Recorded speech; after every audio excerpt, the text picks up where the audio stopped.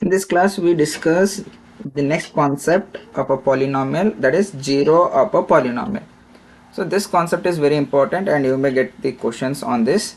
So what is zero of a polynomial? Okay, here we discuss.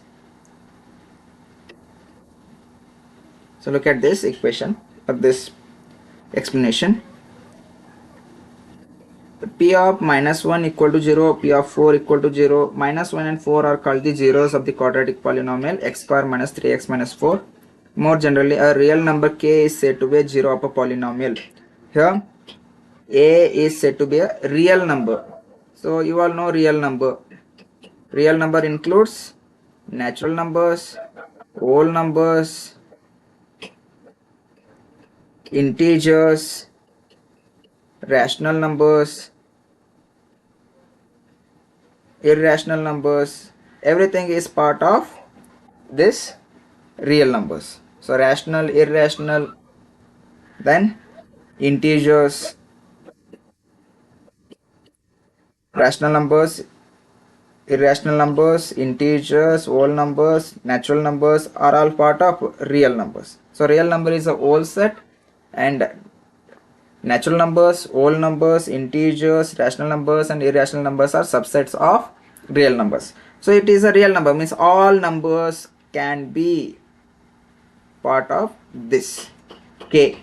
A k can include, k can be a natural number, can be a whole number, can be an integer, rational number or irrational number. So all different kinds of numbers can be considered as k, means a number where p of k becomes 0. Take for example, your p of x is x square minus 3x minus 4, and this is your p of x. At what value of x, the p of x becomes 0, and that is what we consider 0 of p of x, 0 of a polynomial p of x. So I am repeating it again. What is 0 of a polynomial? So you will be having a polynomial. Take for example, your polynomial may be p of x equal to x square minus 3x minus 4. Okay, at what value of, so you are substituting the value of x. So at what value of x your equation becomes 0, and that is what 0 of a polynomial. Take for example p of 4. So when you substitute the value of x with 4, it becomes 4 square minus 3 into 4 minus 4. So 4 square is 16, 3 4s are 12, minus 4, minus 12 minus 4 minus 16. So 16 minus 16 equal to 0. Why? Because 16 minus 12, 4 minus 4, it becomes 0. So 4 is the 0 of a polynomial, whether only 1. So we can also substitute the value of x with different numbers. So let us consider it as a p of -1. Again I am substituting the value of x with -1.